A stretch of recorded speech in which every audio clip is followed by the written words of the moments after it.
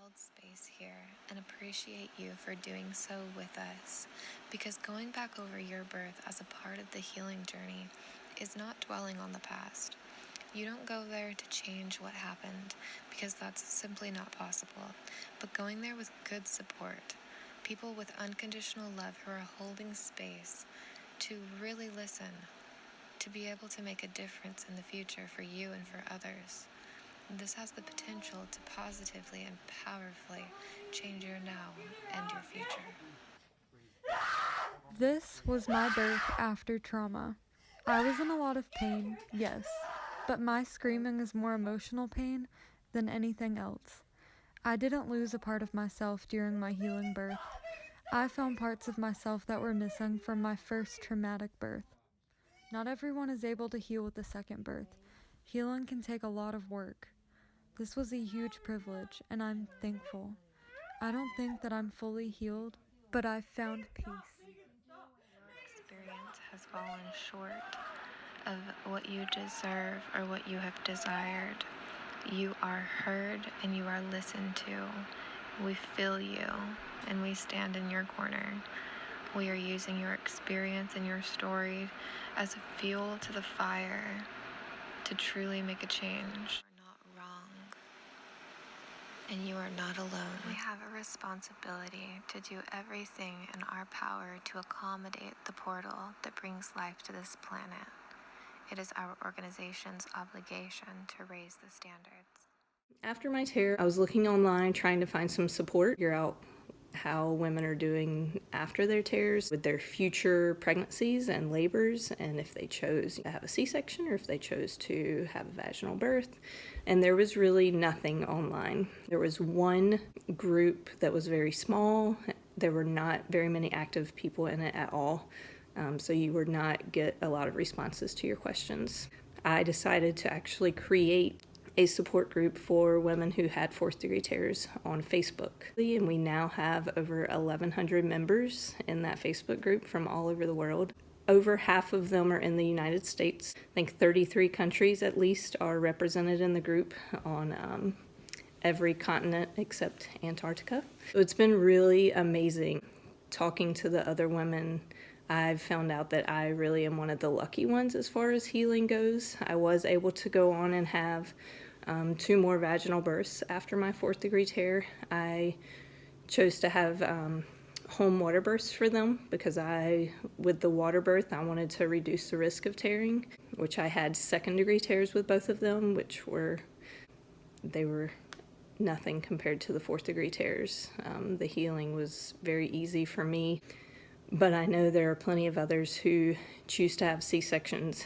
Completely understand that choice, and I support that choice. It's a very lonely recovery because not a lot of people talk about their tears. They don't talk about the symptoms that come from them, the complications. People don't want to hear about things like not being able to control your gas or not being able to control your bowels, or having painful sex, not having sex with your partner for years after your tear because you're terrified. Those just aren't things that people want to talk about. Having a place like our Facebook support group, where it's only made up of women who have had a tear, it's just a safe place for us to be able to talk about things with each other. If there's anyone watching this who has had a tear themselves, they are more than welcome to join. It's one of those things where we hate to have to add people to the group because we know what they've been through. It's also one that we're very glad that they have found us and that they hopefully find a place where they feel safe. I've been doing lots of reading. I highly suggest 2 books, When Survivors Give Birth and The Body Keeps the Score. They are both on how trauma resides in our body. I have gone to a survivor retreat. I've been doing lots of woo-woo work like Reiki on the womb massages, meditation, yoni egg use, masturbation even. I've just been very disconnected from my vagina and my womb since he's been born, and so I'm trying to intentionally reconnect, and I am feeling more reconnected, but I still feel like I haven't scratched the surface as far as the fear. I'm going to keep reading and keep talking about it. I'm processing it through Instagram right now. It took me over a year to look at any of my birth videos and birth photos, and I'm slowly looking through them and processing in a series called Processing Birth and Trauma. So thank you very much for listening and being part of the conversation. And I'm hoping by learning and talking and reading and breathing and meditating and conversations with Goddess that I can have more babies again, and hopefully at home. Thank you. But ultimately, what came out of that experience, it forced me to really look at, if my next baby was breech, what would I do about it? Was I really going to really fight the system this time and find a provider that would deliver me breech? How normal is it? Can I deliver a baby vaginally and everything would be okay if he was breech? And so with my next baby, I was really armed with education and information and what was best for me. And so with my next baby, I had it in my mind that if this baby was breech, I was gonna deliver this baby breech regardless. I was not gonna let anybody force me into a cesarean anymore. And that's exactly what I did with my next baby. I found someone that was gonna support me in a breech birth. And I just want you guys to know that if it wasn't for that, what I had went through and what I still go through all the time when I think about it, this page wouldn't be here. I wouldn't be giving you guys so much information because I really don't want anybody to go through what I've been through. Lucky to find a specialist birth healer in my area. I was be able to get some professional help. And I've been working off and on with her since February 2018, and it's now November 2018.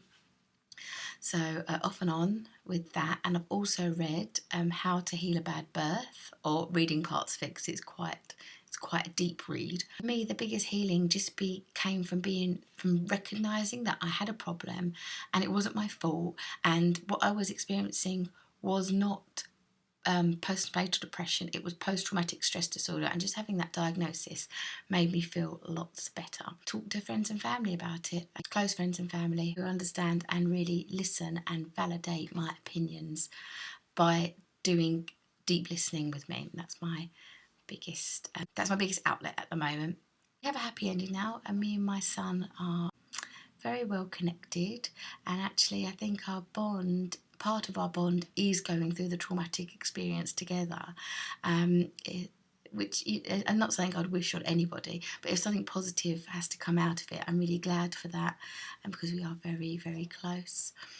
And he's 21 months old now, but the healing continues. I still see the birth healer periodically when things arise, and it is just going to be one of those things, I think, in my life. It could be for the next 10 or 20 years that I continue to process all of this. But that's fine. It's just a continued work. You deserve to feel prepared, not scared. You deserve to have a provider who fully supports your vision, dreams, and desire for your birth experience. You deserve to have a dream birth team who fully supports and advocates for you every step of the way, no matter how things go or what circumstances arise. You deserve the best of the best. If you are an expecting parent, you can prepare for birth trauma prevention by connecting with local parents and asking for real stories and experiences regarding all birth, not just standard medical care. Meet and interview many medical providers and take your time choosing and filling out the energy of who will assist and support you in your personal birth plan on such a sacred and intimate day. Have an open mind to the evolving birth education system and know that science is always learning, so you should too. Connect and choose a birth team who has the best intentions of protecting you, your baby, and your plan to be respected regardless of circumstances. Hire a one-on-one advocate and educator who can help you plan for birth trauma prevention. Contact the Positive Pregnancy Journey organization today, matched with your advocate. Make sure your birth plan is respected, accepted, and honored by each person on your birth team. You can have the birth that you desire. You deserve to have the birth that you dream of. Don't settle for less. Plan, prepare, empower. Know that we are with you every step of the way. If you are a birth worker, you can prepare for birth trauma prevention by providing full spectrum education and birth planning materials for your clients, hosting local events in your area to spread awareness on local statistics and prevention tactics, connecting with and referring clients to medical providers willing to raise standards and honor the mother-baby centered birth experience. Connect with the Positive Pregnancy Journey organization to become an executive sister and gain resources and tools to make a difference. Encourage your clients to delve deep into self-empowerment and advocacy and stand your ground in advocating for them and their body autonomy, baby, plan, and birthrights before birth, in the moment, and beyond. And be there every step of the way. Don't be afraid to speak up. We have the technology, the wisdom, the emotional capacity, and the intuition as individuals, birth keepers, and medical professionals to make this world the best world that it can be to be birthing into. We need to make it as so and make it our responsibility to create that world and see it through now and in the future. We must come together as one big birth team and make it happen. It is time to raise the standards.